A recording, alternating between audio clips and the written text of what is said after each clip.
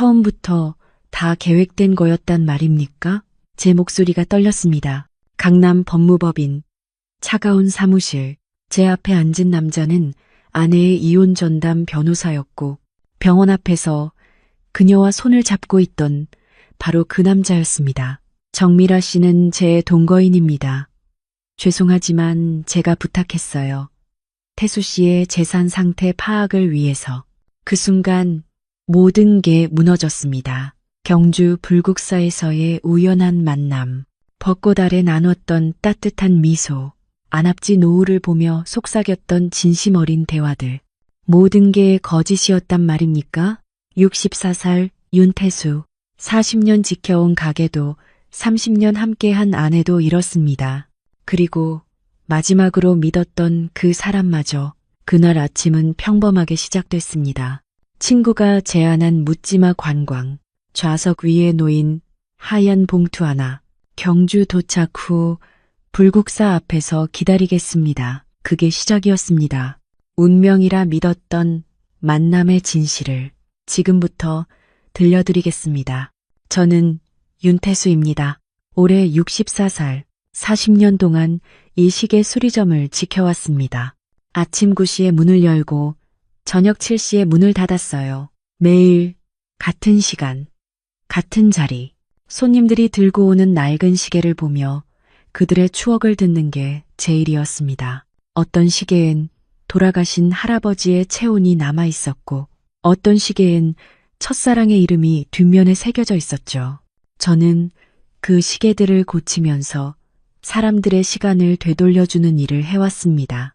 이 가게는 제 아버지가 시작하신 곳이었어요. 기억합니다. 아버지 손을 잡고 처음 이 가게에 들어온 날, 태수야, 시계를 고친다는 건 말이야.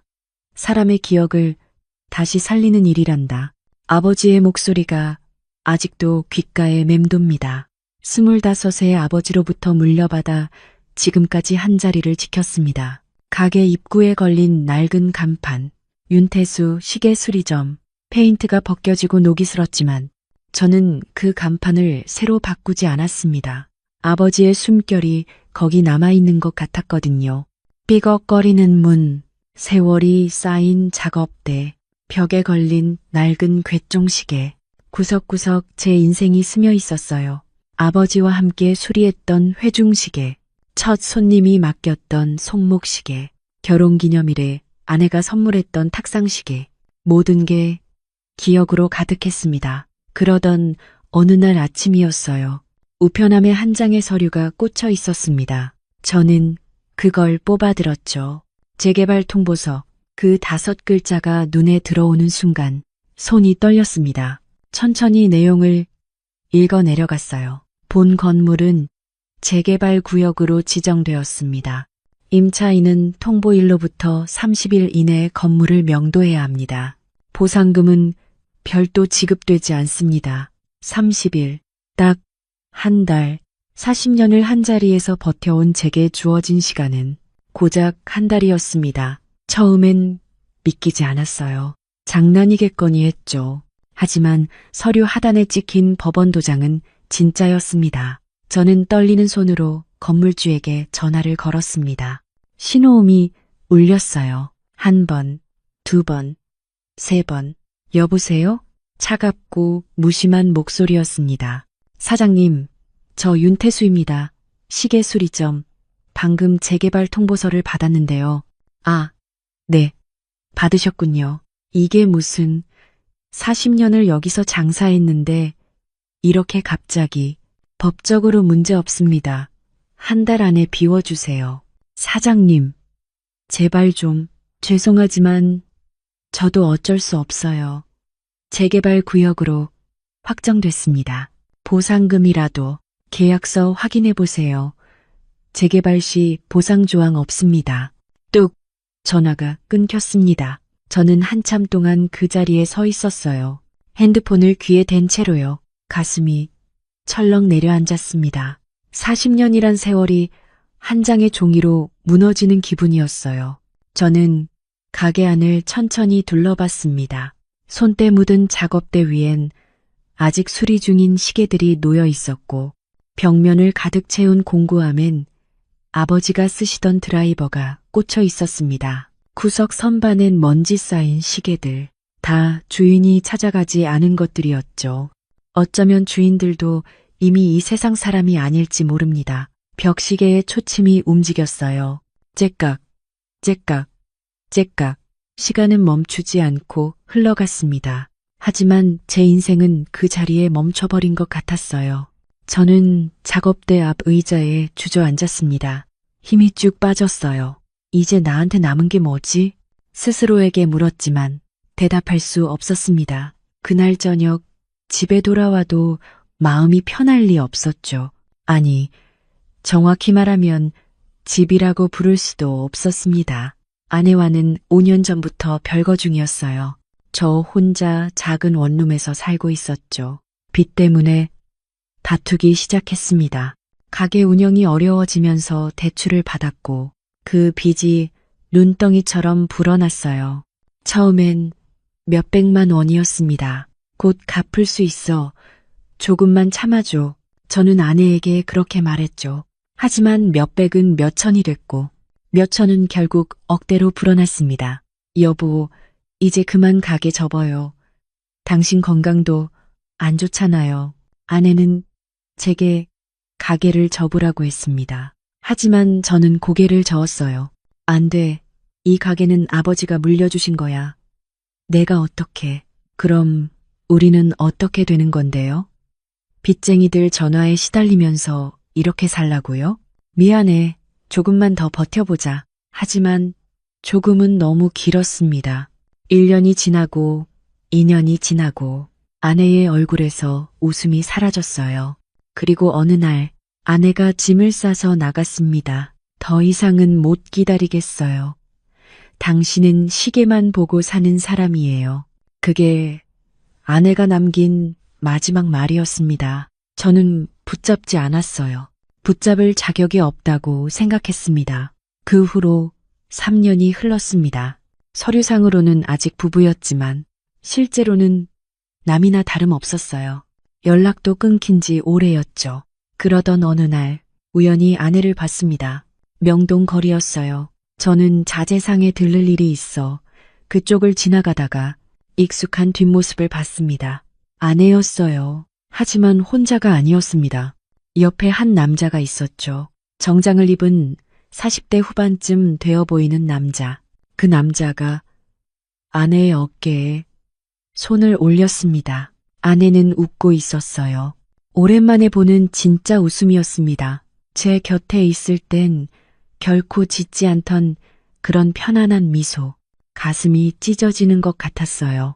저는 그 자리에 얼어붙어서 그저 두 사람의 뒷모습을 바라만 봤습니다. 두 사람은 카페로 들어갔고 저는 한참을 그 앞을 서성였어요. 들어가서 따져 물어야 할까요? 아니면 그냥 돌아서야 할까요? 결국 저는 돌아섰습니다. 더 이상 볼 용기가 없었어요. 집으로 돌아오는 길, 핸드폰이 울렸습니다. 모르는 번호였어요. 여보세요? 윤태수 씨 맞으시죠? 김앤 파트너스 법무법인입니다. 네, 이혼 소송 건으로 연락드렸습니다. 배우자 분께서 정식으로 더 이상 듣지 않았습니다. 전화를 끊어버렸어요. 하지만 진실은 명확했죠. 아내가 정식으로 이혼을 요구한 겁니다. 그날 밤 저는 텅 빈 방 안에 혼자 앉아 있었습니다. 창밖엔 비가 내리고 있었어요. 벽시계의 초침소리만 유난히 크게 들렸습니다. 째깍, 째깍, 째깍. 이제 나한테 남은 게 뭐지? 가게도 없습니다. 아내도 없습니다. 미래도 없습니다. 64살 윤태수에게 남은 건 빚과 외로움뿐이었습니다. 밤이 깊어갈수록 고요함이 더 무겁게 느껴졌어요. 저는 냉장고를 열었습니다. 텅 비어 있었죠. 소주 한 병만 덩그러니 놓여 있었습니다. 저는 그걸 꺼내 잔도 없이 마셨어요. 쓰디쓴 맛이 목을 타고 내려갔습니다. 하지만 마음의 쓰림보단 나았어요. 그렇게 며칠이 흘렀습니다. 가게에 나가도 손님은 없었고 시계만 멍하니 바라보고 있었죠. 고칠 시계는 쌓여갔지만 손이 움직이지 않았습니다. 어느 날 아침 친구 박만수에게 전화가 왔습니다. 야, 태수야. 만수는 저와 같은 나이로 오래전부터 알고 지낸 친구였어요. 가끔 소주 한잔하며 속내를 나누는 사이였죠. 왜? 제 목소리는 힘이 없었습니다. 너 요즘 기운이 없어 보이던데 어디 좀 다녀올래? 어디? 그냥 아무데나. 묻지마 관광이라고 들어봤어? 어디로 가는지도 모르고 그냥 버스 타고 떠나는 거야. 그게 무슨 인생 뭐 있냐? 그냥 한번 가보는 거지. 답답할 때 훌훌 털고 나가야 돼. 저는 잠시 침묵했습니다. 사실 거절하려고 했어요. 하지만 이 답답한 현실에서 벗어나고 싶다는 생각이 들었습니다. 가만히 앉아 있으면 자꾸 안 좋은 생각만 들었거든요. 알았어. 가보지 뭐. 그래. 그렇지. 내일 아침 9시까지 서울 고속버스 터미널로 나와. 내가 예약해 놓을게. 응. 전화를 끊고 나니 이상하게 마음 한편이 두근거렸습니다. 기대감이라기보단 무언가 달라질 수도 있다는 희미한 희망 같은 거였어요. 다음 날 아침 저는 작은 가방 하나를 챙겨 터미널로 향했습니다. 오랜만에 나들이였어요. 터미널 앞에서 만수를 만났습니다. 야, 태수야. 여기. 만수는 여전히 밝은 얼굴로 손을 흔들었어요. 일찍 왔네. 당연하지. 오늘은 그냥 다 잊고 즐기자고. 어차피 인생 한 번밖에 못 사는 거 아니야? 그래. 자, 버스 타자. 우리는 주차장에 서 있는 관광버스로 향했습니다. 묻지마 관광. 경주. 1박 2일. 버스 앞면에 그렇게 적혀 있었어요. 경주라. 오래전 수학여행 때 가본 게 마지막이었습니다. 버스에 올라 좌석을 찾았어요. 만수와 저는 중간쯤에 나란히 앉았습니다. 창밖으로 도심이 천천히 멀어지기 시작했죠. 익숙한 건물들이 하나둘 사라지고 고속도로가 펼쳐졌습니다. 야, 태수야. 그냥 푹 쉬어. 요즘 얼굴이 왜 그래? 많이 힘들었지? 만수가 제 어깨를 톡 쳤습니다. 응. 좀 알아. 다 알아. 근데 오늘만큼은 잊어. 응? 고맙다. 만수야. 뭘? 우리 사이에. 만수는 곧 눈을 감고 선잠에 빠졌어요. 저도 눈을 감으려는데 문득 이상한 느낌이 들었습니다. 앞좌석을 보는 순간 심장이 멨는 것 같았어요. 하얀 봉투 하나가 좌석 위에 놓여 있었습니다. 그냥 평범한 봉투가 아니었어요. 거기엔 분명하게 적혀 있었습니다. 윤태수 씨께 제 이름이었습니다.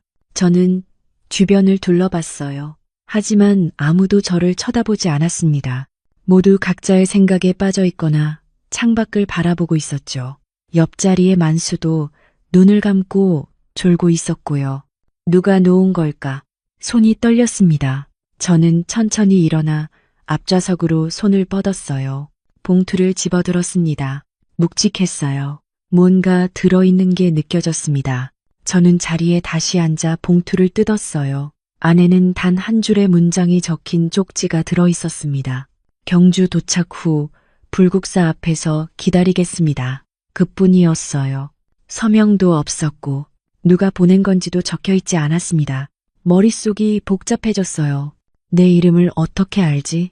누가 장난치는 건가? 아니면 진짜 누군가 날 기다리는 건가? 혹시 아내가 보낸 건 아닐까? 아니면 빚쟁이? 아니면 전혀 모르는 사람의 장난?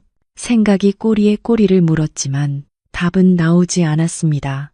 버스는 이미 고속도로에 진입했고 되돌아갈 수도 없었어요. 저는 봉투를 주머니에 넣고 창밖을 바라봤습니다. 흐르는 풍경을 보며 생각했어요. 이게 무슨 일이지? 가슴 한편이 묘하게 두근거렸습니다. 불안함과 기대감이 뒤섞인 이상한 감정이었어요. 오랜만에 느껴보는 설렘 같은 것. 버스는 계속 달렸고 저는 주머니 속 봉투를 만지작거리며 창밖만 바라봤습니다. 그때부터 제 인생은 예상치 못한 방향으로 흘러가기 시작했습니다. 버스 안은 생각보다 조용했습니다. 사람들은 대부분 중장년층이었어요. 누구는 졸고, 누구는 스마트폰을 들여다보고, 또 누구는 창밖을 멍하니 바라봤죠. 저와 비슷한 처지의 사람들이 아닐까 싶었습니다. 각자의 이유로 일상을 벗어나고 싶었던 사람들, 도망치듯 떠나온 사람들, 만수는 옆자리에서 벌써 코를 골기 시작했어요. 출발하자마자 잠들다니 참 대단한 친구죠.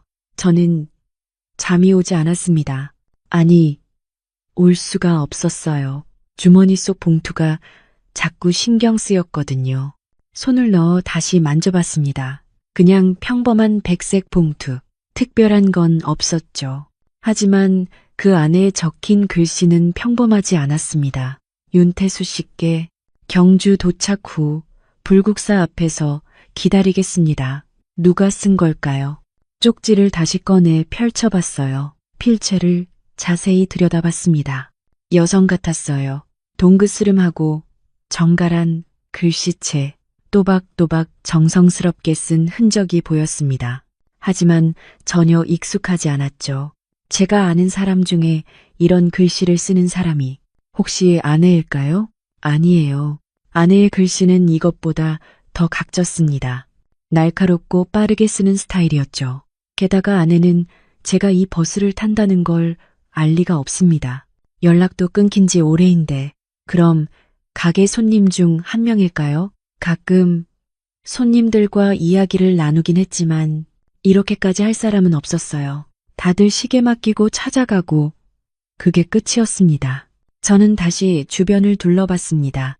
혹시 누가 저를 쳐다보고 있지 않을까? 하지만 아무도 신경 쓰지 않았어요. 앞좌석의 할머니는 귤을 까먹고 계셨고 뒷좌석의 아저씨는 신문을 읽고 있었죠. 모두가 자기 일에만 집중하고 있었습니다. 설마 나를 지켜보는 사람이 있는 건 아니겠지? 등골이 오싹했어요. 하지만 곧 고개를 저었습니다. 그럴 리가 없죠. 제가 무슨 중요한 사람도 아니고 누가 저를 감시할 이유가 있겠어요. 그냥 우연일 겁니다. 누군가의 장난이거나 아니면 정말로 저를 알고 있는 사람의 작은 선물이거나. 하지만 마음 한편이 불안했습니다. 버스는 고속도로를 달렸습니다. 창밖으로 도시가 점점 멀어지고 산과 들판이 펼쳐지기 시작했어요. 하늘은 맑았고 햇살이 따뜻했죠. 봄이 오고 있었습니다. 1시간쯤 지났을까요? 버스가 휴게소에 잠시 멈췄습니다. 가이드가 마이크를 잡고 말했죠. 여러분, 20분간 휴식 시간입니다. 화장실 다녀오시고 간식도 사드세요. 사람들이 우르르 일어나 내렸습니다. 만수도 눈을 비비며 일어났어요. 으아, 잤나? 야, 태수야, 화장실 갔다 올까? 응, 그래. 저는 봉투를 주머니 깊숙이 넣고 만수를 따라 버스에서 내렸습니다. 휴게소는 사람들로 붐볐어요. 여행 온 가족들, 연인들, 친구들 모두가 행복해 보였습니다. 저는 문득 부러웠어요. 저도 언젠가 저렇게 누군가와 함께 웃으며 여행할 수 있을까요? 화장실을 다녀온 뒤 커피 한 잔을 샀습니다. 따뜻한 아메리카노 한 모금 마시니 정신이 조금 들었어요. 야, 이거 먹어봐. 여기 호두과자 맛있다더라. 만수가 호두과자 봉지를 들고 왔습니다. 그래, 고맙다. 우리는 벤치에 앉아 과자를 나눠 먹었어요. 달콤한 맛이 입안에 퍼졌습니다. 근데 너 왜 이렇게 멍해 있어? 무슨 생각해? 만수가 물었습니다.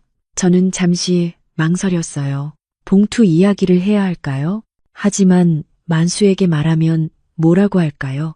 아마 장난이라고 하거나 신경 쓰지 말라고 할 겁니다. 아니, 그냥 좀 피곤해서. 그래? 버스에서 좀 자. 경주까지 아직 멀었어. 응, 우리는 다시 버스에 올랐습니다. 자리에 앉자. 만수는 또 눈을 감았어요. 저는 창밖을 바라보며 생각에 잠겼습니다. 불국사 앞에서 기다린다. 그 사람은 정말 거기에 있을까요? 아니면 그냥 장난이었을까요? 만약 정말 누군가 기다리고 있다면 저는 그 사람을 만나야 할까요? 고민이 깊어졌습니다. 버스는 계속 달렸습니다. 시간이 흐르면서 풍경이 변했어요. 도시의 빌딩들이 사라지고 작은 마을들이 나타났죠.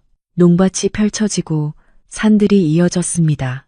그러다 가이드가 다시 마이크를 잡았어요.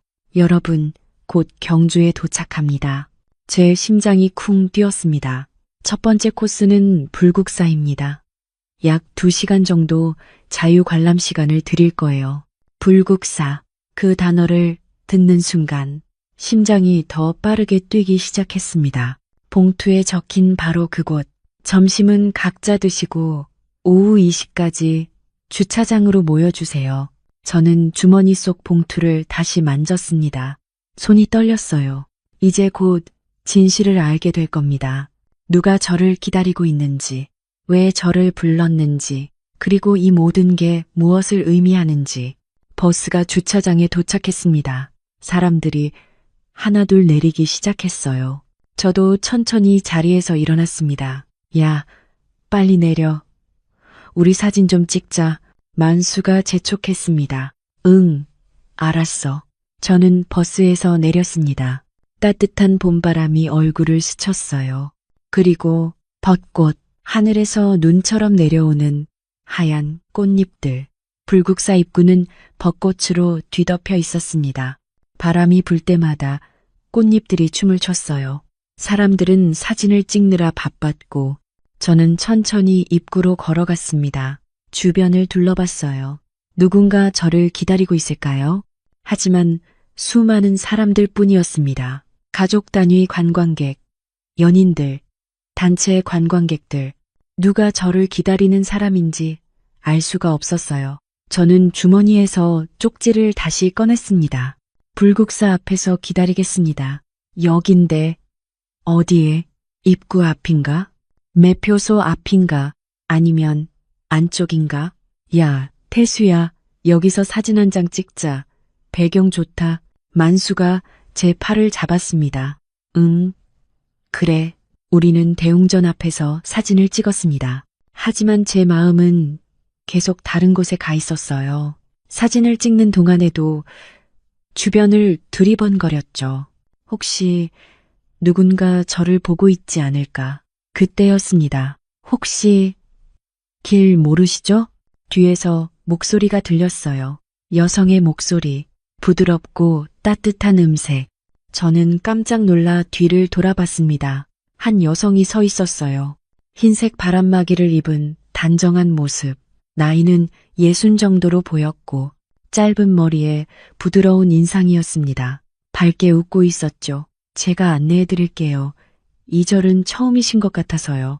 그 순간 이상한 느낌이 들었습니다. 목소리가 어딘가 익숙했어요. 어디서 들어본 것 같은데 기억이 나지 않았습니다. 하지만 처음 보는 얼굴이었죠. 아, 네, 감사합니다. 처음 와봐서 잘 모르겠네요. 경주는 처음이세요? 네, 그렇습니다. 여성은 밝게 웃으며 앞장섰습니다. 그럼 제가 좋은 곳들 소개해 드릴게요. 저는 정미라라고 해요. 저는 윤태수입니다. 제 이름을 말하는 순간 미라가 잠깐 멈칫했습니다. 눈빛이 흔들렸어요. 하지만 금방 다시 웃으며 말했죠. 반갑습니다, 태수 씨. 그 순간 묘한 예감이 들었습니다. 혹시 이 사람이 봉투를 놓은 사람? 아니야, 그럴 리 없어. 그냥 친절한 사람일 뿐이야. 하지만 가슴이 두근거렸습니다. 우리는 함께 불국사를 둘러봤습니다. 미라는 이곳저곳을 안내하며 설명해줬어요. 저기 보이는 게 다보탑이에요. 국보 20호죠. 신라시대의 걸작이에요. 아름답네요. 그렇죠? 그리고 저쪽이 석가탑. 이 두 탑은 서로를 바라보고 있어요. 마치 연인 같네요. 제가 무심코 말했습니다. 미라가 저를 쳐다봤어요. 그렇게 생각할 수도 있겠네요. 오랜 세월 서로를 지켜보며 서 있는 거죠. 미라의 목소리는 따뜻했습니다. 그리고 웃을 때마다 눈가에 작은 주름이 생겼어요. 그게 왠지 정겹게 느껴졌습니다. 여기 자주 오세요? 제가 물었습니다. 네, 가끔 와요.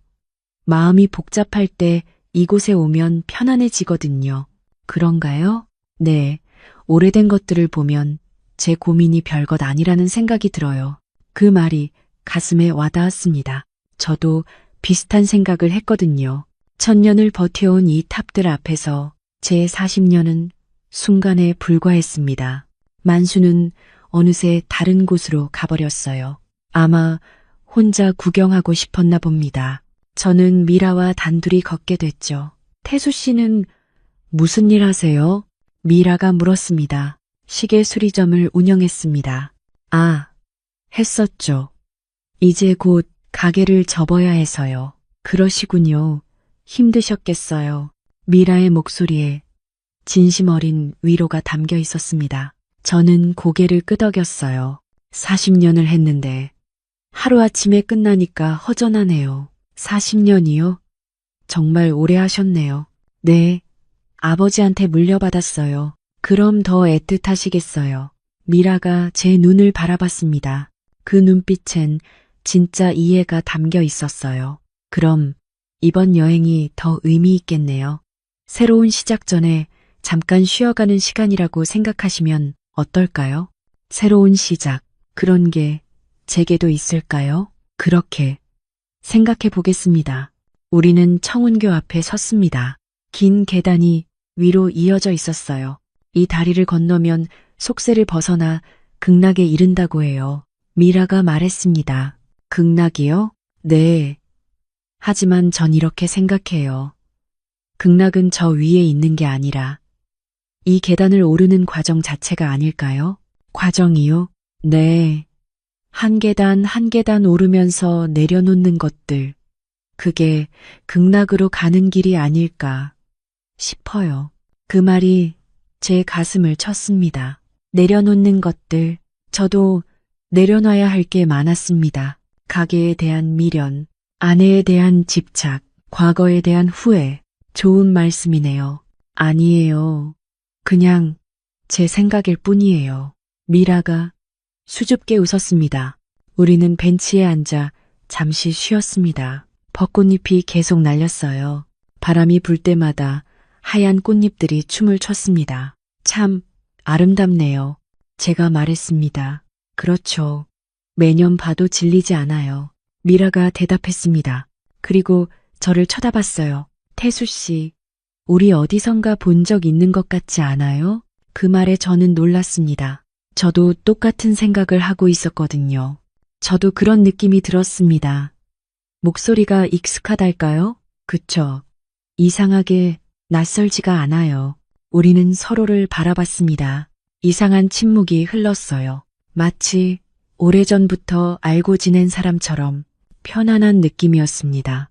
혹시 서울에 사세요? 제가 물었습니다. 네, 서울입니다. 저도요. 그럼 어디선가 스쳐 지나갔을 수도 있겠네요. 미라가 웃었습니다. 저도 따라 웃었죠. 하지만 마음 한편이 이상했습니다. 정말 우연일까요? 문득 주머니 속 봉투가 생각났습니다. 설마 이 사람이 봉투를 놓은 건 아니겠지? 아니야. 그럴 리 없어. 미라는 그냥 친절한 사람일 뿐이야. 하지만 의심은 쉽게 가시지 않았습니다. 시간이 금방 지나갔습니다. 어느새 오후 2시가 다 됐어요. 버스로 돌아가야 할 시간이었습니다. 그럼 저는 이만 가봐야겠어요. 제가 일어서며 말했습니다. 네. 좋은 여행 되세요, 태수 씨. 미라가 손을 흔들었습니다. 저도 손을 흔들며 버스로 향했어요. 몇 걸음 가다가 뒤를 돌아봤습니다. 미라는 여전히 그 자리에 서서 저를 바라보고 있었습니다. 가슴이 묘하게 두근거렸습니다. 왜 이럴까요? 처음 만난 사람인데 왜 이렇게 마음이 끌리는 걸까요? 저는 고개를 저으며 버스에 올랐습니다. 저녁이 됐습니다. 버스는 경주 시내의 한 호텔 앞에 도착했어요. 오늘은 여기서 묵으실 겁니다. 저녁은 자유 식사고요. 내일 아침 8시에 로비에서 만나요. 가이드가 안내했습니다. 방에 짐을 풀고 나니 배가 고팠습니다. 야, 태수야. 뭐 먹을까? 경주 맛집 검색해 봤는데 그냥 간단하게 먹자. 포장마차 어때? 오, 좋지. 만수와 함께 근처 포장마차로 갔어요. 경주 시내의 작은 골목, 낡은 포장마차 몇 개가 불을 밝히고 있었습니다. 사람들로 붐볐어요. 여기 자리 있어요? 네. 앉으세요. 주인 아주머니가 밝게 맞아줬습니다. 우리는 플라스틱 의자에 앉았어요. 어묵이랑 소주 주세요. 네. 따뜻한 어묵 국물이 나왔습니다. 김이 모락모락 올라왔어요. 야, 오늘 재밌었지? 만수가 소주잔을 들며 말했습니다. 응, 좋았어. 근데 너 오늘 왜 그렇게 두리번거렸어? 누구 찾았어? 아니, 그냥 말을 하려던 순간 누군가 제 어깨를 톡 쳤습니다. 어머, 태수 씨, 뒤를 돌아보니 미라가 서 있었습니다. 저는 깜짝 놀랐어요. 미라 씨, 여기 웬일이세요? 저도 저녁 먹으러 왔어요. 우연이네요. 정말 우연이었을까요? 오늘 불국사에서 만난 것도, 지금 여기서 또 만난 것도 전부 우연일까요? 하지만 미라의 얼굴에는 진심 어린 놀라움이 있었습니다. 같이 앉으시겠어요? 만수가 자리를 권했습니다. 괜찮을까요? 물론이죠. 앉으세요. 미라는 고맙다며 우리 맞은편에 앉았습니다. 어묵 하나 더요. 만수가 주문했습니다. 우리는 셋이서 소주를 마시며 이야기를 나눴어요. 미라 씨도 혼자 여행 중이세요? 만수가 물었습니다. 네. 요즘 마음이 복잡해서 혼자만의 시간이 필요했어요. 아, 그러시군요. 저희 친구도 비슷해요. 얘도 요즘 인생이 꼬여가지고. 만수야, 제가 만수를 쳤습니다. 미라가 웃었어요. 괜찮아요. 저도 비슷해요. 인생이 꼬일 때도 있죠. 맞아요. 하지만 언젠가 풀리게 돼 있어요. 그 말이 위로가 됐습니다. 우리는 계속 이야기를 나눴어요. 미라는 좋은 사람이었습니다. 이야기를 잘 들어줬고 적절한 타이밍에 공감해줬어요. 웃음소리가 자연스러웠고 눈빛이 따뜻했습니다. 어느새 소주병이 비었고 밤은 깊어갔습니다. 이제 돌아가야겠어요. 오늘 정말 즐거웠어요. 미라가 일어서며 말했습니다. 저희도요. 내일도 좋은 하루 되세요. 만수가 손을 흔들었습니다. 태수 씨도 좋은 밤 되세요. 미라가 저를 보며 웃었습니다. 네, 미라 씨도요. 미라가 떠나고 저는 만수와 함께 호텔로 돌아왔습니다. 야, 태수야. 좋은 사람이더라, 그치? 응. 근데 왜 표정이 그래? 좋은 사람 만났잖아. 아니, 그게 말을 하려다 멈췄습니다. 뭐라고 설명해야 할까요? 오늘 2번이나 우연히 만났다는 게 너무 완벽한 우연이라는 게 의심스럽다고? 그냥 좀 피곤해서 먼저 잘게. 그래, 푹 쉬어. 방에 들어와 침대에 누웠습니다. 천장을 바라봤어요. 온갖 생각이 들었습니다. 봉투의 글씨, 미라의 목소리, 그리고 오늘 하루 함께한 시간들. 모든 게 우연치곤 너무 완벽했습니다. 설마 미라가 봉투를 놓은 건 아니겠지? 아니야. 그럴 리 없어. 그냥 친절한 사람일 뿐이야. 하지만 마음 한편이 계속 의심했습니다. 동시에 이상한 설렘도 있었어요. 오랜만에 느껴보는 감정. 누군가에게 끌린다는 느낌. 가슴이 두근거린다는 느낌. 저는 눈을 감았습니다. 하지만 잠은 오지 않았어요. 미라의 얼굴이 자꾸 떠올랐습니다. 그날 밤 저는 잠을 이루지 못했습니다. 다음 날 아침 버스는 첨성대로 향했습니다. 저는 창밖을 바라보며 어젯밤을 생각했어요. 미라와의 우연한 만남, 포장마차에서 나눈 대화들, 모든 게 꿈 같았습니다. 하지만 동시에 불안했어요. 너무 완벽한 우연이었거든요. 야, 태수야, 어제 잘 잤어? 만수가 물었습니다. 응, 사실 거의 못 잤습니다. 밤새 생각만 했어요. 미라에 대해서, 그 봉투에 대해서, 그리고 이 모든 우연에 대해서. 첨성대에 도착하자 사람들이 우르르 내렸어요. 저도 만수와 함께 내렸죠. 동양에서 가장 오래된 천문대래, 신라시대에 가이드의 설명이 들렸지만 제 귀엔 들어오지 않았습니다. 그런데 입구에서 누군가 손을 흔들고 있었습니다. 미라였습니다. 제 심장이 쿵 내려앉았어요. 또 여기서 태수 씨, 미라가 밝게 웃으며 다가왔습니다. 미라 씨, 여기는 어떻게? 저도 오늘 여기 올 예정이었어요. 우연이네요. 우연, 또 우연이라고 하네요. 하지만 이젠 믿기 어려웠습니다. 한두 번도 아니고 세 번째 우연이라니. 정말 우연이네요. 제 목소리가 떨렸습니다. 미라가 제 표정을 살폈어요. 혹시 불편하세요? 제가 너무 끼어든 것 같아서. 아니요. 그런 게 아니라 뭐라고 말해야 할까요? 의심스럽다고, 계획된 거 아니냐고. 하지만 그럴 수 없었습니다. 미라의 눈빛은 너무 맑았어요. 거짓말을 하는 사람의 눈빛이 아니었습니다. 같이 보실래요? 혼자 보는 것보단 같이 보는 게 더 좋잖아요. 미라가 웃었습니다. 저는 고개를 끄덕였어요. 그러죠. 만수는 또 어디론가 사라졌습니다. 아마 일부러 자리를 비워준 거겠죠. 저는 미라와 첨성대를 둘러봤습니다. 신라시대 사람들은 여기서 별을 봤대요. 미라가 말했습니다. 별을요? 네. 밤하늘의 별을 보며 미래를 예측했대요. 미래를. 사람들은 늘 미래가 궁금한가 봐요. 무슨 일이 일어날지, 어떻게 될지. 미라가 첨성대를 올려다 봤습니다. 태수 씨는요? 미래가 궁금하세요? 그 질문에 저는 잠시 멈췄습니다. 미래. 저에게 미래가 있을까요? 잘 모르겠습니다.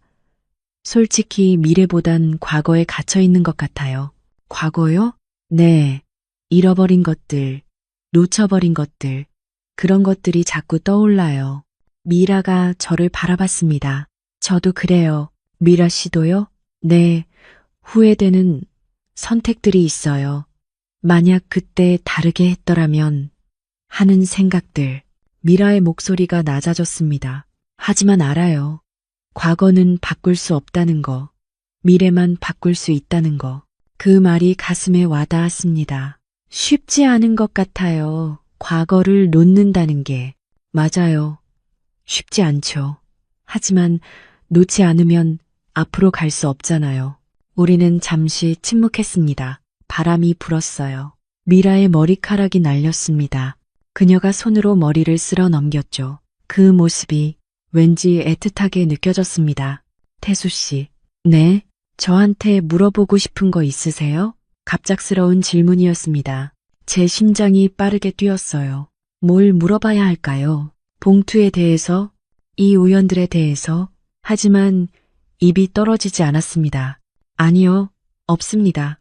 미라가 고개를 끄덕였어요. 하지만 그녀의 눈빛엔 무언가 복잡한 감정이 스쳐 지나갔습니다. 점심 드셨어요? 미라가 주제를 바꿨습니다. 아니요, 아직요. 그럼 같이 드실래요? 제가 아는 맛집이 있어요. 좋습니다. 우리는 첨성대를 나와 근처 식당으로 갔습니다. 작고 아늑한 한정식집이었어요. 여기 정갈하고 맛있어요. 미라가 말했습니다. 우리는 마주 앉아 식사를 했습니다. 태수 씨, 결혼하셨어요? 미라가 조심스럽게 물었습니다. 저는 숟가락을 멈췄어요. 했었습니다. 이혼하셨군요. 아직 서류상으론 부부지만 실질적으론 끝났죠. 힘드셨겠어요. 처음엔 힘들었는데 이젠 무뎌졌나 봐요. 거짓말이었습니다. 아직도 아팠어요. 하지만 인정하고 싶지 않았습니다. 미라 씨는요? 제가 물었습니다. 미라가 잠시 망설였어요. 저는 복잡해요. 복잡하다뇨? 사랑하지 않는 사람과 함께 사는 게 어떤 건지 아세요? 그 질문에 저는 할 말을 잃었습니다. 외로워요. 옆에 사람이 있는데도 혼자인 것 같아요. 미라의 목소리가 떨렸습니다. 그래서 여행 오신 거예요? 네. 도망치듯 나왔어요. 미라가 쓸쓸하게 웃었습니다.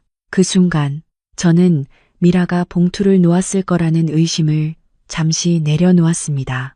이 사람도 저처럼 아픔을 안고 살아가는 사람이었어요. 미라 씨, 네? 저도 비슷해요. 외롭습니다.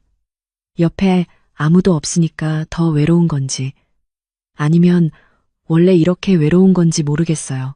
미라가 제 손을 잡았습니다. 따뜻했어요. 오랜만에 느껴보는 온기였습니다. 태수 씨는 좋은 사람이에요. 어떻게 아세요? 이틀밖에 안 만났는데 느껴져요. 사람은 눈빛을 보면 알 수 있어요. 미라가 제 눈을 바라봤습니다. 우리는 한참 동안 서로를 바라봤어요. 시간이 멈춘 것 같았습니다. 식당 안의 소음도, 지나가는 사람들도, 모든 게 사라지고 우리 둘만 남은 것 같았어요. 오늘 저녁 안압지 가실 거예요? 미라가 물었습니다. 안압지요? 네, 노을이 정말 아름다워요. 같이 가요. 좋습니다. 저녁 무렵 우리는 안압지로 향했습니다. 만수에겐 미리 말해뒀어요. 혼자 구경하고 오겠다고. 만수는 알겠다며 웃었죠. 재밌게 놀다와 무슨 의미인지 알 것 같았지만 저는 모르는 척 했습니다. 안압지에 도착하니 해가 지고 있었습니다. 하늘이 붉게 물들었어요. 연못에 그 색이 반사돼 마치 하늘과 땅이 하나가 된 것 같았습니다. 와, 저도 모르게 감탄이 나왔어요. 그렇죠. 아름답죠? 미라가 웃었습니다. 우리는 연못가 벤치에 앉았습니다. 노을을 바라보며 아무 말 없이 있었어요. 침묵이었지만 불편하지 않았습니다. 오히려 편안했어요. 태수 씨, 네? 저 고백할 게 있어요. 제 심장이 쿵 내려앉았습니다. 고백? 무슨 고백? 설마, 사실 제가 우연히 만난 게 아니에요. 미라의 목소리가 떨렸습니다. 무슨 봉투? 제가 놓았어요. 세상이 멈췄습니다. 머릿속이 하얘졌어요. 버스에 봉투를 놓은 것도, 불국사에서 기다린 것도 전부 제가 계획한 거예요. 왜 그런 짓을? 제 목소리가 떨렸습니다. 미라가 눈물을 흘렸어요. 미안해요. 정말 미안해요. 하지만 설명할 기회를 주세요. 설명? 무슨 설명이? 저는 태수 씨를 알았어요. 아니, 알고 있었어요. 뭐라고요? 30년 전 기억하세요? 대학교 앞 작은 시계방. 30년 전 대학교 앞 기억을 더듬었습니다. 어느 날 한 여대생이 고장난 시계를 들고 왔었어요. 할아버지 유품이라고 꼭 고쳐달라고 울면서 부탁했죠. 그 순간 희미한 기억이 떠올랐습니다. 그 여대생이 미라 씨였어요? 미라가 고개를 끄덕였습니다. 네, 저였어요. 태수 씨는 일주일 동안 밤새워 그 시계를 고쳐줬어요. 돈도 안 받고요. 저는 기억 못하실 거예요. 손님이 너무 많았으니까. 하지만 전 평생 잊을 수 없었어요. 미라의 눈물이 계속 흘렀습니다. 그 시계는 돌아가신 할아버지의 마지막 선물이었어요. 고장 난 채로 있으면 할아버지도 그렇게 멈춰버린 것 같았어요. 그래서, 네, 태수 씨가 고쳐주신 순간, 시계가 다시 움직이는 순간, 저도 다시 숨 쉴 수 있었어요. 저는 아무 말도 할 수 없었습니다. 그 후로 가끔 가게 앞을 지나갔어요. 멀리서 태수 씨를 봤죠. 결혼하시는 것도, 아이 낳으시는 것도 다 알았어요. 왜 나타나지 않으셨어요? 나타날 수 없었어요. 전 이미 결혼한 몸이었고 태수 씨도 행복해 보였으니까요. 미라가 고개를 숙였습니다. 하지만 얼마 전 우연히 들었어요. 태수 씨 가게가 문 닫는다는 걸, 이혼하신다는 걸. 어떻게? 동네 사람들한테 들었어요. 그리고 묻지마 관광 예약 목록에서 태수 씨 이름을 봤어요. 그래서 봉투를, 네, 다시 만나고 싶었어요. 30년 만에 감사하다는 말을 하고 싶었어요. 미라가 제 손을 잡았습니다. 하지만 만나고 나니 감사 인사만으론 부족했어요. 태수 씨가 너무 슬퍼 보였거든요. 저는 손을 뿌리쳤습니다. 그래서 거짓말을 한 겁니까? 우연인 척? 미안해요. 30년 만에 나타나서 이렇게 거짓말로 시작하는 게 감사 인사예요? 제 목소리가 커졌습니다. 주변 사람들이 쳐다봤어요. 태수 씨, 제발, 이제 그만 만나요. 다시는 연락하지 마세요. 저는 자리에서 일어났습니다. 태수 씨, 미라가 제 팔을 잡았지만 저는 뿌리치고 걸어갔습니다. 뒤도 돌아보지 않았어요. 가슴이 찢어지는 것 같았지만 걸음을 멈출 수 없었습니다. 아니었습니다. 제가 착각했어요. 위의 고백 장면은 나중에 나올 내용이었습니다. 다시 돌아가겠습니다. 저녁 무렵 우리는 안압지로 향했습니다. 만수에겐 미리 말해뒀어요. 혼자 구경하고 오겠다고. 만수는 알겠다며 웃었죠. 재밌게 놀다 와. 무슨 의미인지 알 것 같았지만 저는 모르는 척 했습니다. 안압지에 도착하니 해가 지고 있었습니다. 하늘이 붉게 물들었어요. 연못에 그 색이 반사돼 마치 하늘과 땅이 하나가 된 것 같았습니다. 와, 저도 모르게 감탄이 나왔어요. 그렇죠. 아름답죠? 미라가 웃었습니다. 우리는 연못가 벤치에 앉았습니다. 노을을 바라보며 아무 말 없이 있었어요. 침묵이었지만 불편하지 않았습니다. 오히려 편안했어요. 요즘 이런 풍경을 보면 생각이 많아져요. 미라가 먼저 말을 꺼냈습니다. 어떤 생각이요? 인생이 노을 같다는 생각요. 아름답지만 짧고 곧 어둠이 온다는 거. 슬픈 비유네요. 그렇죠? 하지만 어둠 뒤엔 또 아침이 오잖아요. 미라가 저를 쳐다봤습니다. 태수 씨한테도 아침이 올 거예요. 그럴까요? 네, 분명히요. 미라의 목소리엔 확신이 담겨 있었습니다. 미라 씨는 왜 저한테 이렇게 잘해주세요? 제가 물었습니다. 미라가 잠시 망설였어요. 그냥 태수 씨가 좋아서요. 처음 만난 사람인데? 처음이지만 처음 같지 않아요. 오래전부터 알고 지낸 것 같은 느낌이에요. 그 말이 제 가슴을 쳤습니다. 저도 똑같은 느낌이었거든요. 저도 그래요. 우리는 다시 침묵했습니다. 노을이 점점 짙어졌어요. 하늘 전체가 붉게 물들었습니다. 미라 씨, 네? 이 순간이 영원했으면 좋겠어요. 제 입에서 나온 말에 저도 놀랐습니다. 미라가 제 손을 잡았어요. 저도요. 태수 씨, 우리는 손을 잡은 채 노을이 완전히 질 때까지 그 자리에 있었습니다. 여행이 끝났습니다. 버스는 서울로 돌아가고 있었어요. 저는 창밖을 바라보며 지난 이틀을 생각했습니다. 미라와의 시간들 너무 빨리 지나갔어요. 하지만 너무 깊이 새겨졌습니다. 연락처 교환했어? 만수가 물었습니다. 응, 잘 됐네. 좋은 사람이더라. 그래. 하지만 마음 한편이 불안했어요. 너무 완벽한 만남이었거든요. 이런 게 진짜 있을 수 있을까? 버스가 서울에 도착했습니다. 미라와 작별 인사를 했어요. 태수 씨, 연락해요. 네, 그러죠. 미라가 떠나는 모습을 바라봤습니다. 뒷모습이 쓸쓸해 보였어요. 왜 그렇게 느껴졌을까요? 서울로 돌아온 뒤 일상이 시작됐습니다. 가게 정리를 해야 했어요. 하지만 미라 생각이 자꾸 났습니다. 문자가 왔어요.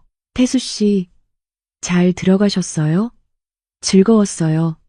감사합니다. 저도 답장을 보냈습니다. 저도 즐거웠어요. 다시 만나요. 그렇게 며칠이 흘렀습니다. 어느 날 오후였어요. 저는 병원에 갈 일이 있었습니다. 건강검진 결과를 받으러요. 병원 앞에서 익숙한 뒷모습이 보였습니다.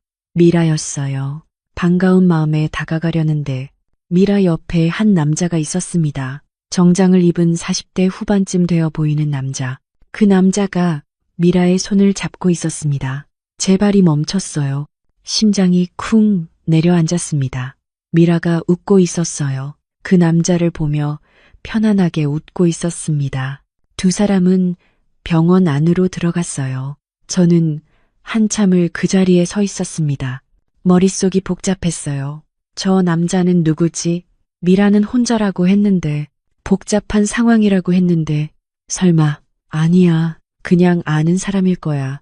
동생일 수도 있고, 친구일 수도 있어. 하지만 가슴 한편이 불안했습니다. 저는 병원에 들어가지 않고 그냥 돌아섰습니다. 집으로 가는 길, 계속 그 장면이 떠올랐어요. 손을 잡고 있던 두 사람, 편안하게 웃던 미라. 모든 게 이상했습니다. 집에 도착해서 미라에게 문자를 보냈습니다. 오늘 시간 되세요? 잠깐 만날 수 있을까요? 답장이 왔어요. 미안해요. 오늘은 좀 바빠서. 내일은 어때요? 네, 괜찮아요. 저는 핸드폰을 내려놓았습니다. 바쁘다고 하네요. 병원에 있을 텐데 왜 거짓말을 하는 걸까요? 의심이 커졌습니다. 밤이 되었습니다. 잠이 오지 않았어요. 계속 생각했습니다. 미라에 대해서, 우리의 만남에 대해서, 그리고 오늘 본 그 장면에 대해서. 모든 게 퍼즐처럼 맞춰지지 않았어요. 무언가 숨기고 있는 것 같았습니다. 하지만 뭘 숨기는 걸까요?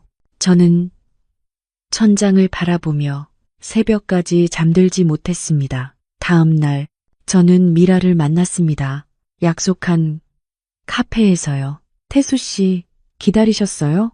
미라가 밝게 웃으며 들어왔습니다. 하지만 제 표정은 굳어 있었어요. 앉으세요. 무슨 일 있어요? 표정이 어제 어디 계셨어요? 제가 단도직입적으로 물었습니다. 미라의 표정이 순간 굳었어요. 어제요? 집에 있었어요. 거짓말 마세요. 태수 씨, 병원에서 봤어요. 어떤 남자랑 손잡고 계시던데요. 침묵이 흘렀습니다.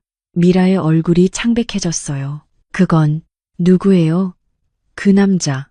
태수 씨, 설명할게요. 복잡한 상황이라고 하셨죠?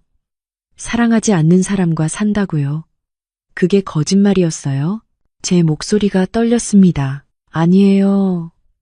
거짓말 아니에요. 그럼 뭐예요? 설명해 보세요. 미라가 눈을 감았어요. 한참 후에 입을 열었습니다. 제 동거인이에요. 뭐라고요? 2년째 같이 살고 있어요. 가슴이 철렁 내려앉았습니다. 그럼 저한테 한 말들은 뭐예요? 외롭다고, 사랑하지 않는 사람과 산다고. 진짜예요. 사랑하지 않아요. 하지만 헤어질 수도 없어요. 왜요? 복잡해요. 복잡하다는 게 뭐예요? 저한테 제대로 설명해 보세요. 제가 소리를 질렀습니다. 주변 사람들이 쳐다봤어요. 미라가 눈물을 흘렸습니다. 미안해요, 태수 씨.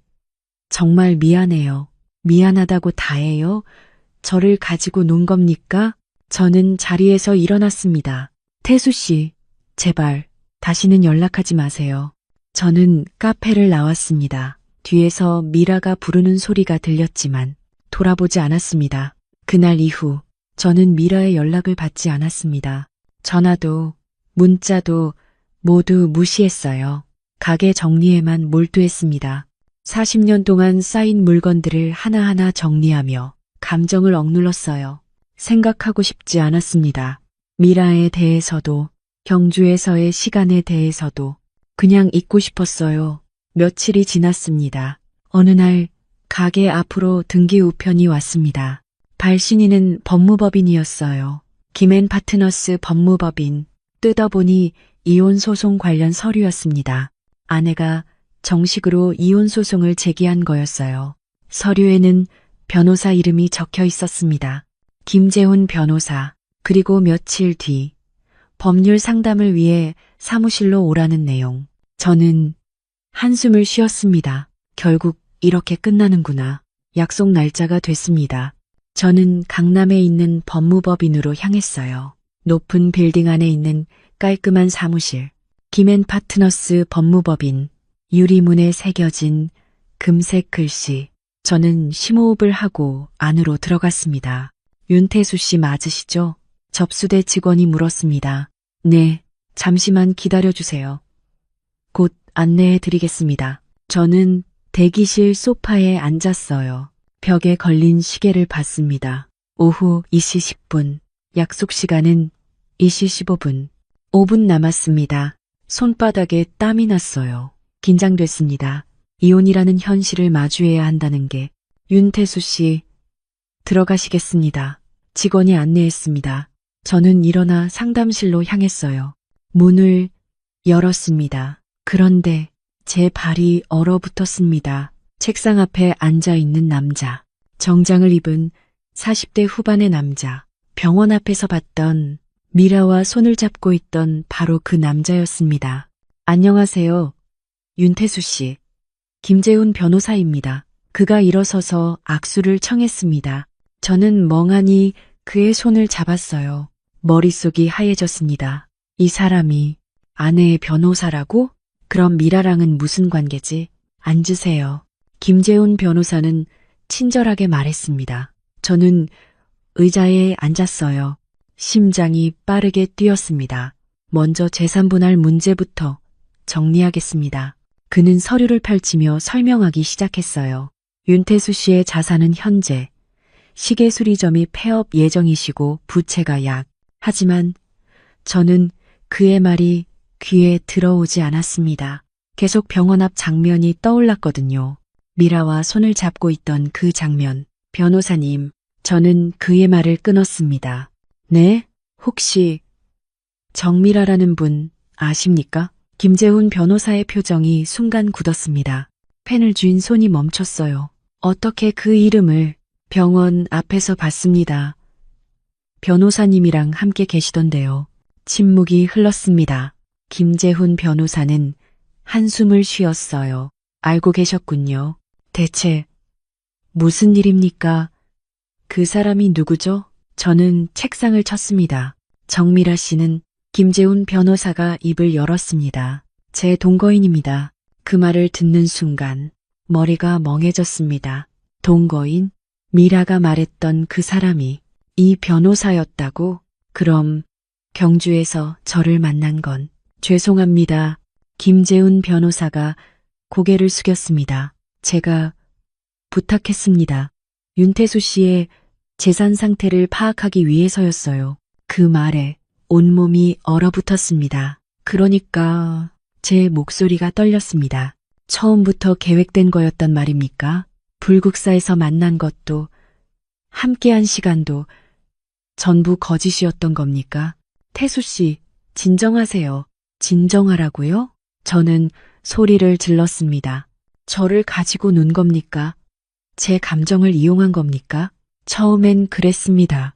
하지만 뭐가 있습니까?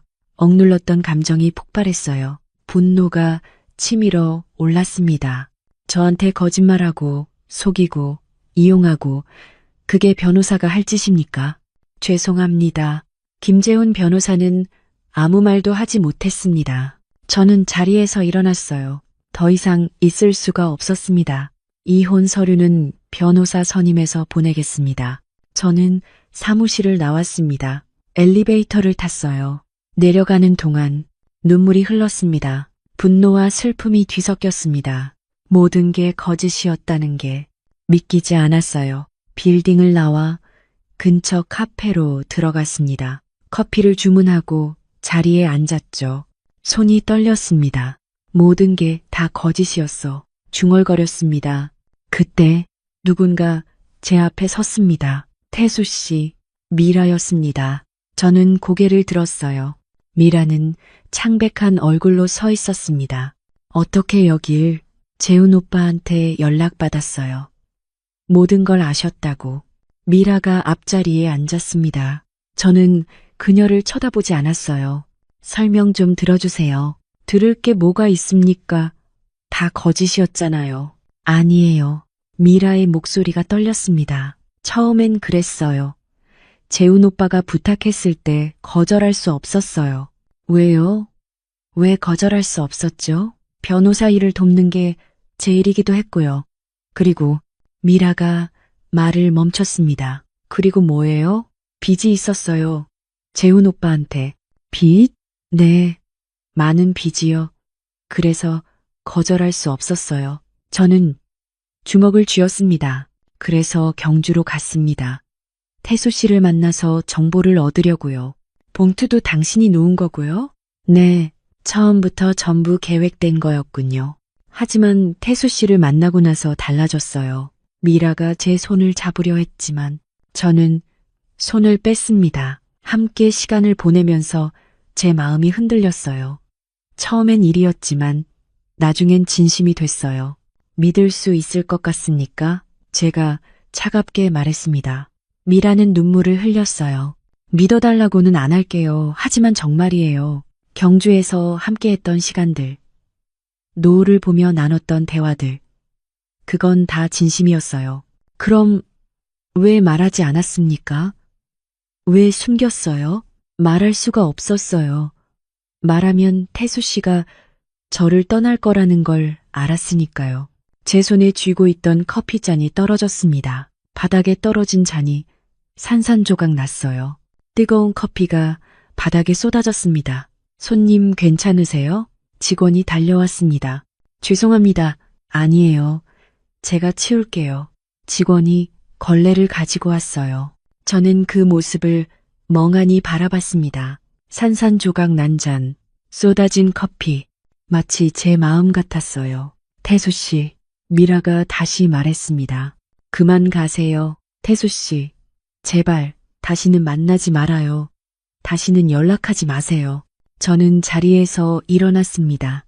태수 씨, 미라가 제 팔을 잡았습니다. 하지만 저는 뿌리쳤어요. 카페를 나와 거리를 걸었습니다.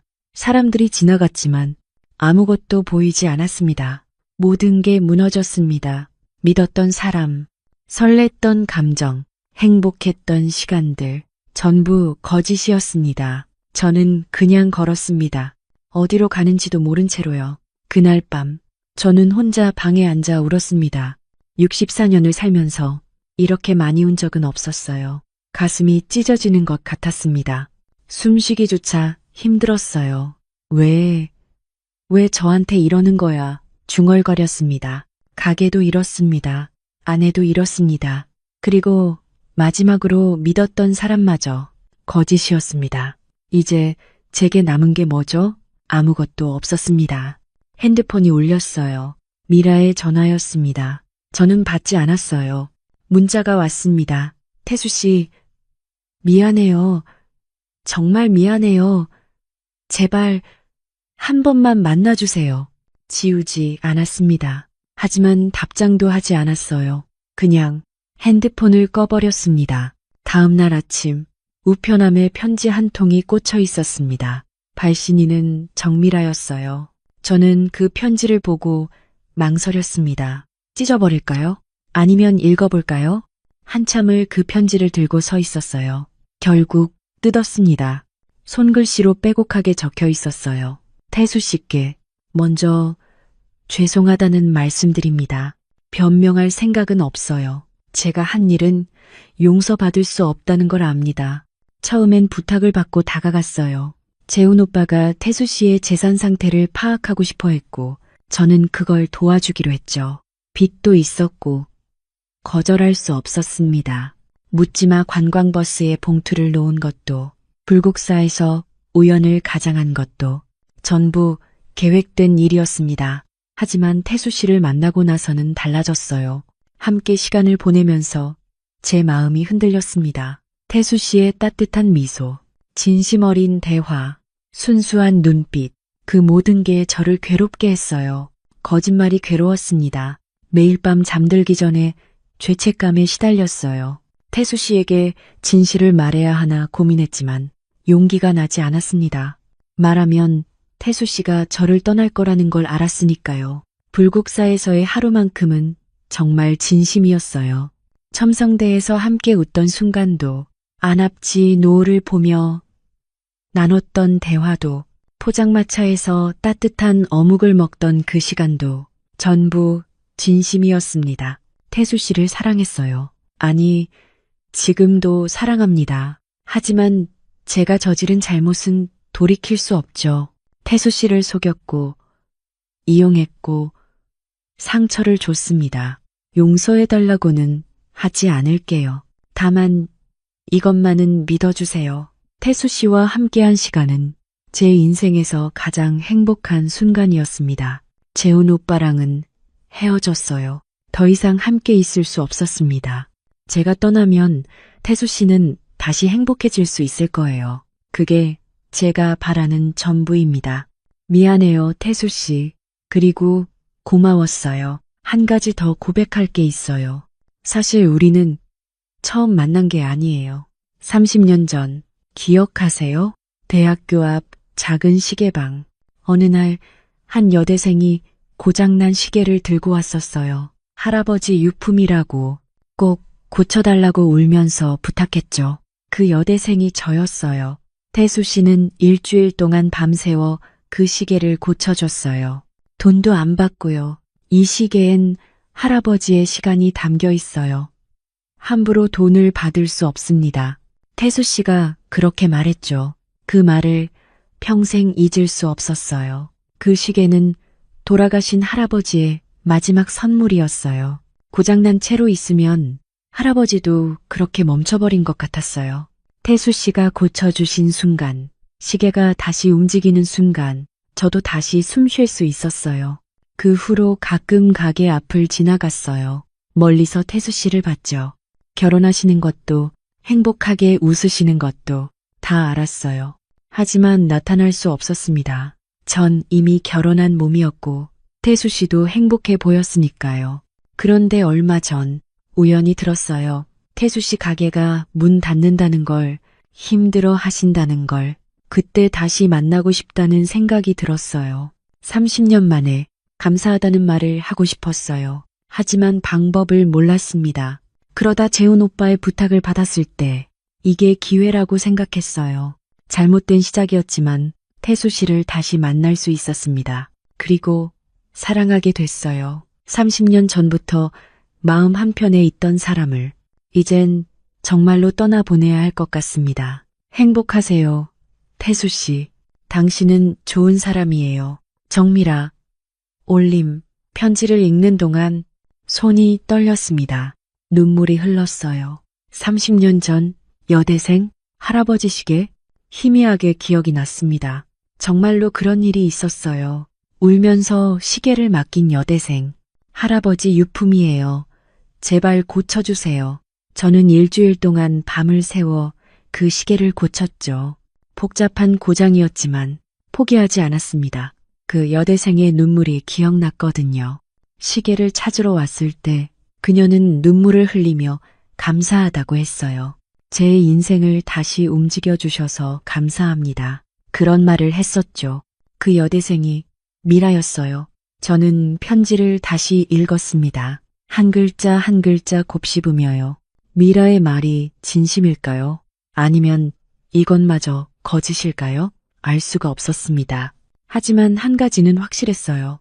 30년이란 세월 동안 그녀도 저를 기억하고 있었다는 것, 그리고 그 기억이 다시 만나게 한 것. 저는 편지를 접어 서랍에 넣었습니다. 창밖을 바라봤어요. 벚꽃이 지고 있었습니다. 봄이 가고 있었죠. 나는 뭘 해야 하지? 스스로에게 물었습니다. 하지만 답은 나오지 않았어요. 그날 이후 저는 모든 연락을 끊었습니다. 휴대폰을 꺼버렸어요. 미라의 문자도 전화도 받지 않았습니다. 세상과 단절하고 싶었죠. 가게에만 틀어박혀 있었습니다. 시계를 고치고 물건을 정리하고 그냥 시간을 보냈어요. 생각하지 않으려고 애썼습니다. 하지만 밤이 되면 견딜 수가 없었어요. 어둠 속에서 혼자 앉아 있으면 온갖 생각이 몰려왔습니다. 분노가 치밀어 올랐어요. 나를 가지고 논 거야? 내 감정을 이용한 거잖아. 주먹으로 벽을 쳤습니다. 손이 아팠지만 마음의 아픔보다는 나았어요. 그러다 허무함이 밀려왔습니다. 64년을 살면서 이런 바보 같은 일을. 웃음이 나왔어요. 쓴 웃음이었죠. 저 자신이 한심하게 느껴졌습니다. 하지만 가장 괴로운 건 미련이었습니다. 미라와 함께했던 시간들이 자꾸 떠올랐어요. 불국사에서 웃던 얼굴, 안압지 노을을 보며 나눴던 대화, 포장마차에서 마셨던 따뜻한 어묵 국물. 그 순간들이 정말로 다 거짓이었을까요? 아니야, 거짓이었어. 다 계획된 거였다고 스스로에게 말했지만 가슴 한편이 그 말을 믿지 않았습니다. 며칠이 지났습니다.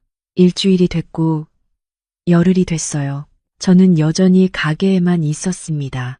그러던 어느 날 만수가 찾아왔어요. 야, 태수야, 왜 전화를 안 받아? 걱정했잖아. 미안해. 좀 혼자 있고 싶었어. 무슨 일 있어? 얼굴이 왜 그래? 만수가 걱정스러운 표정으로 물었습니다. 저는 고개를 저었어요. 아무것도 아니야. 그냥 피곤해서. 거짓말하지 마. 나한테까지 숨기냐? 만수가 제 어깨를 잡았습니다. 저는 한숨을 쉬었어요. 만수야. 사람을 믿는다는 게 뭘까? 갑자기 왜 그래? 나는 사람을 잘 믿는 편이야. 순진하다고 할 수도 있겠지.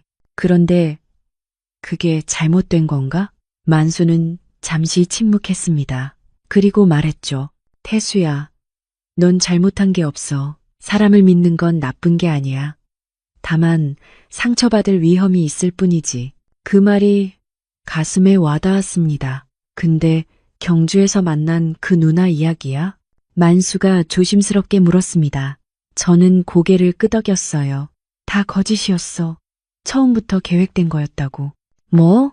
만수가 놀란 표정으로 물었습니다. 저는 모든 이야기를 했어요. 변호사와의 만남, 미라가 동거인이라는 사실, 제 재산을 노린 접근이었다는 것까지. 만수는 아무 말도 하지 못했습니다. 그런 일이.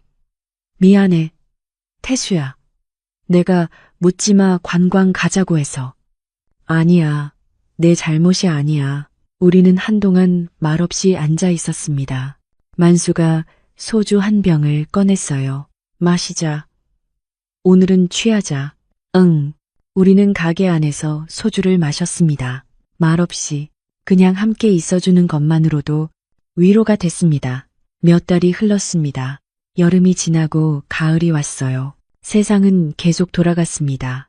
저와 상관없이요. 가게는 결국 문을 닫았습니다. 40년의 시간을 정리하고 저는 작은 원룸으로 이사했죠.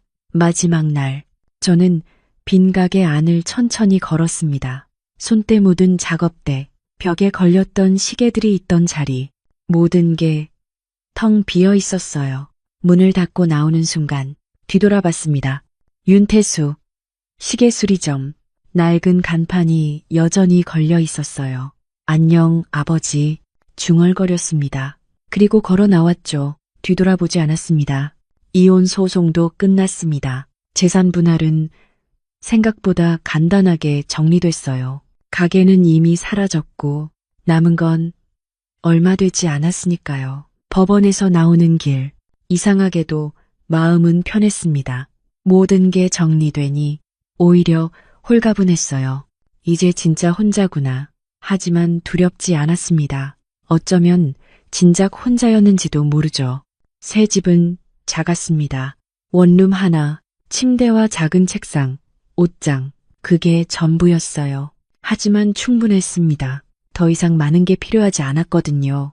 어느 가을날 아침, 창밖을 보니 단풍이 물들어 있었습니다. 문득 경주가 생각났어요. 벚꽃이 날리던 그곳, 미라를 처음 만났던 불국사, 마음이 이끌렸습니다. 다시 가볼까? 혼잣말을 했어요. 이유는 몰랐습니다. 그냥 가고 싶었어요. 저는 기차표를 예약했습니다. 다음 날 아침, 저는 혼자 기차를 탔습니다. 목적도 없었어요. 그냥 가고 싶었습니다. 기차는 천천히 경주로 향했어요. 창밖으로 풍경이 흘러갔습니다. 봄에 봤던 그 풍경들. 하지만 계절이 바뀌어 있었어요. 푸르던 나무들이 붉게 물들었고 하늘은 더 높고 맑았습니다. 경주에 도착했습니다. 역을 나서니 가을바람이 불었어요. 선선했습니다. 저는 택시를 타고 불국사로 향했습니다. 불국사 가주세요. 네, 알겠습니다. 택시는 익숙한 길을 달렸어요. 몇 달 전 미라와 함께 걸었던 그 길, 불국사에 도착했습니다. 입구에 들어서자 익숙한 풍경이 펼쳐졌습니다. 하지만 계절이 바뀌어 있었어요. 봄에 날리던 벚꽃 대신 단풍잎이 바람에 날렸습니다. 붉고 노란 잎들이 하늘에서 천천히 내려왔어요. 저는 천천히 걸었습니다. 다보탑 앞을 지나고 청운교를 올라갔죠. 그때 미라와 함께 걸었던 길. 이 다리를 건너면 속세를 벗어나 극락에 이른다고 해요.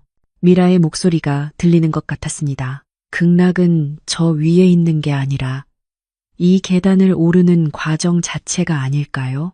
그 말이 다시 떠올랐어요. 과정, 내려놓는 것들. 저도 많은 걸 내려놓았습니다. 가게에 대한 미련, 아내에 대한 집착, 과거에 대한 후회, 그리고 미라에 대한 분노. 벤치에 앉았습니다. 처음 미라와 함께 앉았던 바로 그 벤치였어요. 눈을 감고 그날을 떠올렸습니다. 미라의 목소리, 웃음소리, 따뜻했던 손길, 모든 게 어제 일처럼 선명했습니다. 여기서 또 뵙네요. 뒤에서 목소리가 들렸습니다. 익숙한 목소리, 너무나 익숙한 목소리였어요. 저는 눈을 떴습니다. 천천히 뒤를 돌아봤죠. 미라가 서 있었습니다. 짧아진 머리, 예전보다 수척해진 얼굴. 하지만 눈빛은 고요했어요. 평온해 보였습니다. 미라 씨, 앉아도 될까요? 미라가 조심스럽게 물었습니다. 저는 잠시 망설였어요.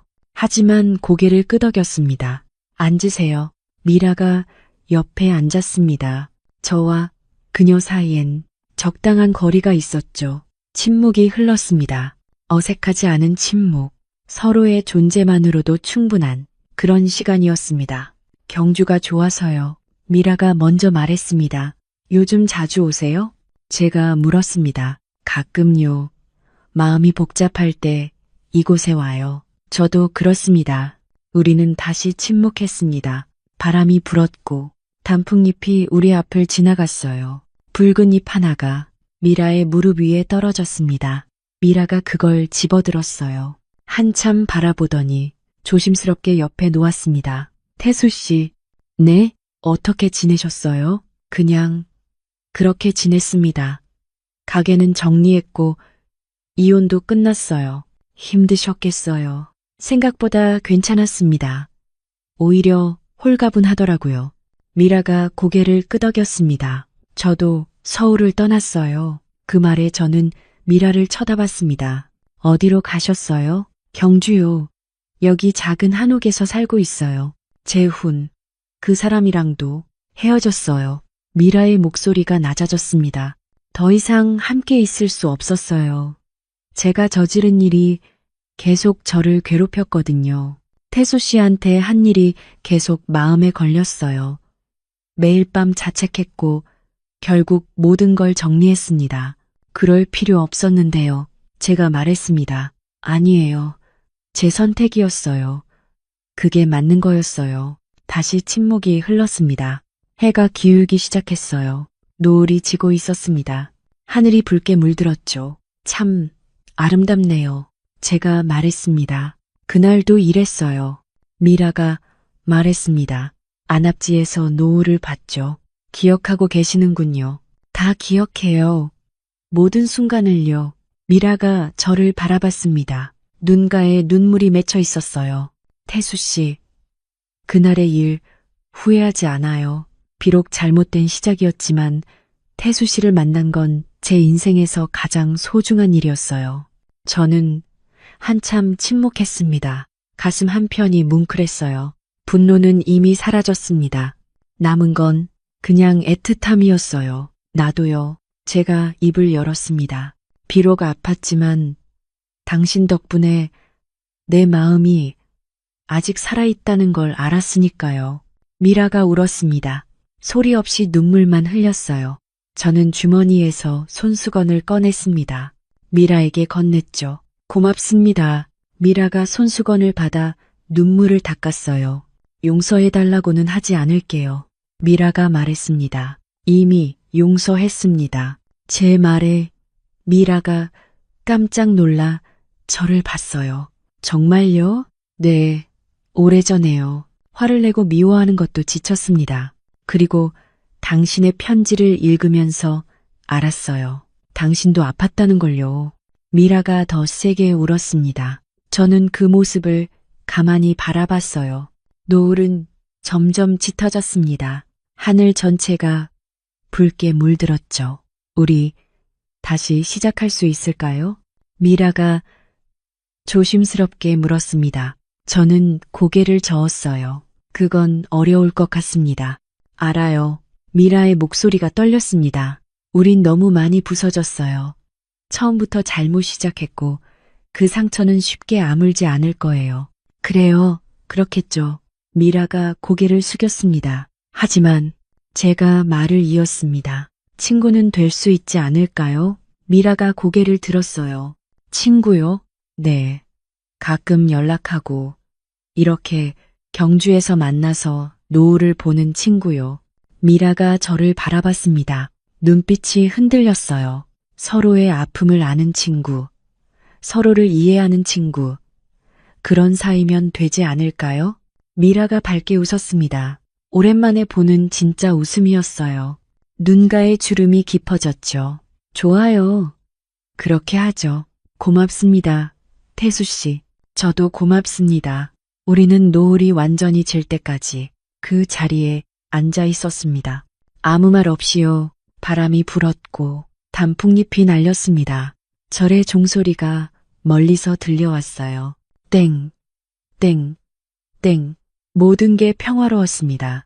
어둠이 내리기 시작했습니다. 저는 자리에서 일어났어요. 이제 가봐야겠습니다. 저도요. 우리는 함께 절을 나왔습니다. 입구에서 헤어졌죠. 태수 씨. 네? 오늘 고마웠어요. 저도요. 미라 씨.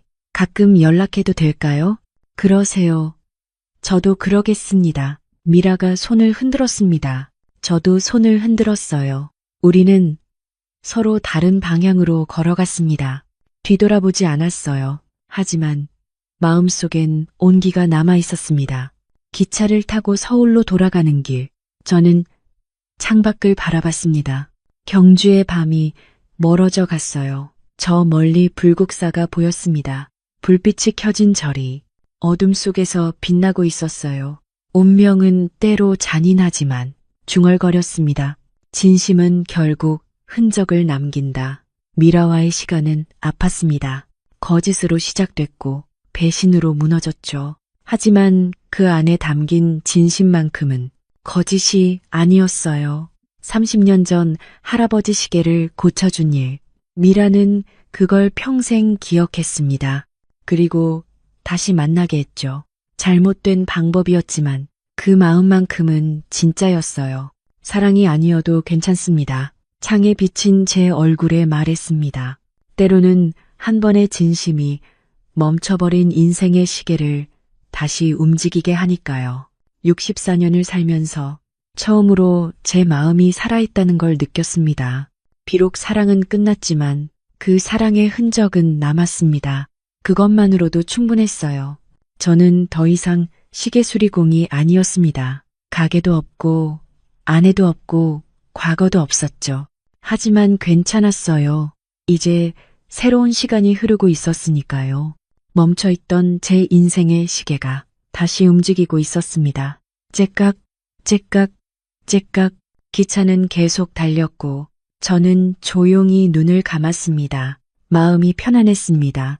여러분의 인생 시계는 지금 움직이고 있나요? 혹시 멈춰 있다면 용기를 내보세요. 때로는 잘못된 만남이 오히려 당신을 깨울 수 있습니다. 때로는 아픔이 오히려 당신을 살게 할 수 있습니다. 중요한 건 용서예요. 남을 용서하는 것도 자신을 용서하는 것도 그래야 다시 걸을 수 있으니까요. 64살 윤태수의 이야기는 여기서 끝입니다. 하지만 그의 시간은 계속 흘러가고 있습니다. 당신의 시간도 멈추지 마세요. 여러분의 새벽도 분명히 올 겁니다.